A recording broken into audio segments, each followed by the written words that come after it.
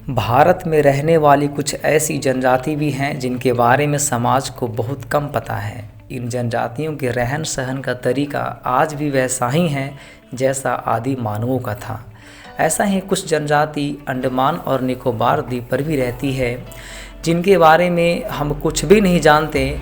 ऐसी ही एक जनजाति सेंटिनली ने 50,000 साल से भी ज़्यादा वक्त से अपनी सभ्यता और संस्कृति को बचाए रखा है।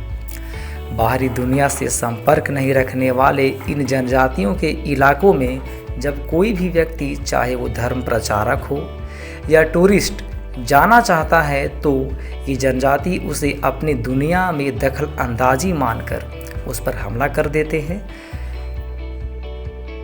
नमस्कार दोस्तों, मेरा नाम है अनु प्रताप सिंह और आज मैं आप लोगों को अंडमान और निकोबार द्वीप पर स्थित जो जनजाति है सेंटिनल, उसके बारे में कुछ रहस्यमयी बातें बताने वाला हूँ। सेंटिनल आइसलैंड एक ऐसा भारतीय टापू है जहाँ के निवासी आज भी पाषाण काल में जी रहे हैं। जी हाँ, आपने बिल्कुल सही सुना। आज से हजारों साल पहले हम मनुष्यों के पूर्वज जिस तरह से नंगे बदन जंगल में रहते थे और सिर्फ जानवरों का शिकार करके अपना पेट पालते थे, ठीक वैसे ही जिंदगी नॉर्थ सेंटिनल आइलैंड के लोग आज भी जीते हैं। नॉर्थ सेंटिनल आइसलैंड एक निवासी अभी तक इतने पिछड़े हैं कि उन लोगों को अभी तक खेती करके फसल उगाने के बारे में कोई भी जानकारी नहीं है। उनके आदि मानव होने की पुष्टि आप इसी बात से कर सकते हैं कि उन लोगों को अभी तक भगवान के अस्तित्व के बारे में भी कोई जानकारी नहीं है। नॉर्थ सेंटिनल आइलैंड के निवासियों के बारे में ऐसी ही बहुत सारी जानकारी आगे आपको मिलेगी, बस बने रहिए मेरे साथ। नॉर्थ सेंटिनल आइलैंड का क्षेत्रफल महज 23 वर्ग मील है। यहाँ के निवासियों को सेंटिनली बोला जाता है। सेंटिनली लोगों की कुल जनसंख्या लगभग 100 है। इस द्वीप पर लगभग 60,000 साल से इंसान रह रहे हैं, लेकिन आज भी वो ठीक वैसे ही ज़िंदगी जी रहे हैं जैसे ज़िंदगी आज से 60,000 साल पहले उनके पूर्वज जिया करते थे। सेंटिनली लोग बाहरी दुनिया के लोगों से सख्त नफरत करते हैं। ये उनसे मिलना जुलना बिल्कुल पसंद नहीं करते। इसीलिए अगर कोई वहाँ जाना चाहे तो वो सभी उस पर तीरों से हमला बोल देते हैं और उसे मार डालते हैं। बाहरी दुनिया के लोगों को इनकी बोली, खान पान और संस्कृति के बारे में जानकारी नहीं के बराबर है। यद्यपि नॉर्थ सेंटिनल आइलैंड भारत सरकार के अधीन है, फिर भी यहाँ के सेंटिनली लोगों को यह भी पता नहीं है कि भारत क्या है, भारत के लोग कैसे हैं। इनके लिए नॉर्थ सेंटिनल आइलैंड ही पूरी दुनिया है। नॉर्थ सेंटिनली लोग अपना पेट पालने के लिए तीर से मछली का शिकार करते हैं। ये लोग अभी तक तीर धनुष वाले युग में ही जी रहे हैं। आज बाहरी दुनिया के लोग चांद पे पहुंच चुके हैं, लेकिन ये लोग अभी भी आदम जमाने के युग से बाहर नहीं आ पाए हैं। ये सेंटिनली लोग आज भी उस आदम युग में जी रहे हैं जब हमारे पूर्वजों को आग और खेती के बारे में कोई ज्ञान नहीं था। यानी कि इन सेंटिनली आदिवासियों को अभी तक आग और खेती के बारे में कोई भी जानकारी नहीं है। ये लोग अभी भी नंगे बदन रहते हैं। इनको तन ढकने के बारे में भी कोई ज्ञान नहीं है। दिमाग और चेतना के रूप में ये लोग आज भी इतने ज़्यादा पिछड़े हुए हैं कि अभी तक इन लोगों को ईश्वर या भगवान के अस्तित्व के बारे में भी कोई जानकारी नहीं है। ये लोग प्रकृति के बिल्कुल ही शुद्ध वातावरण में जीवन यापन कर रहे हैं। वहाँ के प्रदूषण का दूर दूर तक कोई नामो निशान नहीं है, जिसकी वजह से इनके शरीर की रोग प्रतिरोधक क्षमता बहुत ही कमज़ोर हो गई है। कई बार ये लोग बाहरी लोगों के संपर्क में आए तब ये लोग उनसे इन्फेक्टेड होकर बीमार पड़ गए थे। उनमें से कुछ लोगों की मृत्यु भी हो गई थी। उनके आक्रामक स्वभाव के साथ साथ उनकी कमज़ोर प्रतिरोधक क्षमता की वजह से भी भारत सरकार ने इस द्वीप पर किसी को जाने की मनाही कर दी।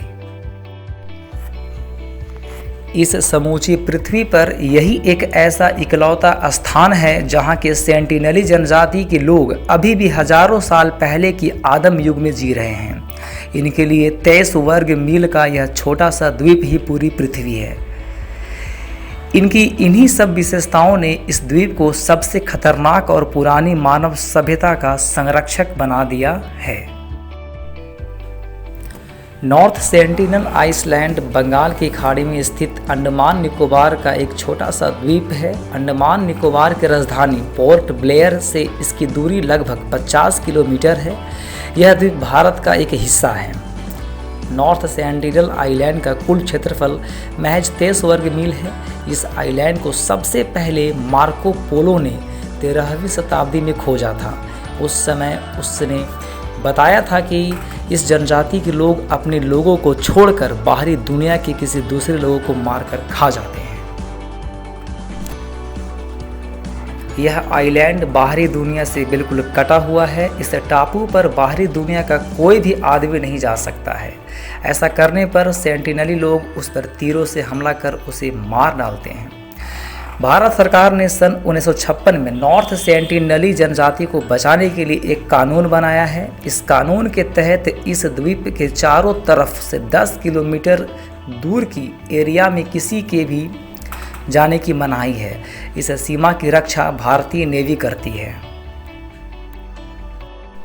आपके मन में यह भी सवाल आ रहा होगा कि ये भारत का ही हिस्सा है, लेकिन फिर भी भारत सरकार इस पर ध्यान क्यों नहीं दे रही है। तो ऐसा नहीं है।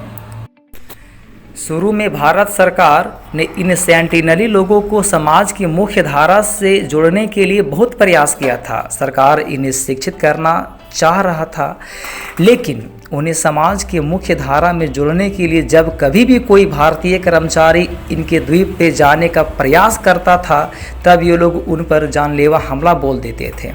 अंत में थक हार कर भारत सरकार ने सन 1997 के बाद से उन्हें उन्हीं के हाल पे छोड़ दिया।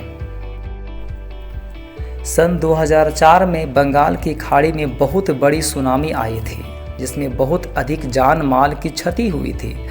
तब इन सेंटिनली लोगों के बारे में जानकारी लेने के लिए इंडियन एयरफोर्स का हेलीकॉप्टर इनके ऊपर से उड़ान भर रहा था। तब इन लोगों ने उड़ रहे हेलीकॉप्टर पर तीर और भालों से हमला बोल दिया। इसके बाद यह पता चला कि ये लोग अभी भी सुरक्षित हैं।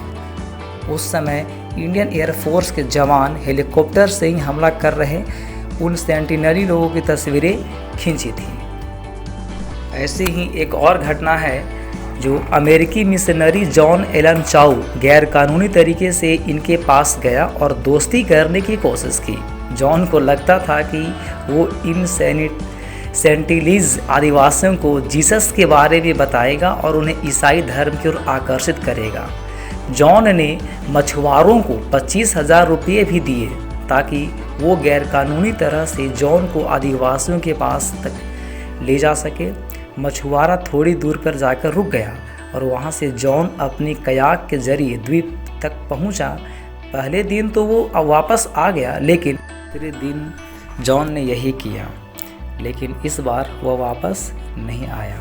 मछुआरे ने द्वीप पर देखा कि जॉन की लाश को आदिवासी घसीटते हुए ले जा रहे हैं। तो दोस्तों, आपको यह वीडियो कैसा लगा कमेंट बॉक्स में ज़रूर बताइएगा, और अगर यह वीडियो आपके लिए थोड़ा सा भी फ़ायदेमंद सिद्ध हुआ है तो प्लीज़ हमारे चैनल को सब्सक्राइब और लाइक और शेयर कर दें। धन्यवाद। जय हिंद, जय भारत।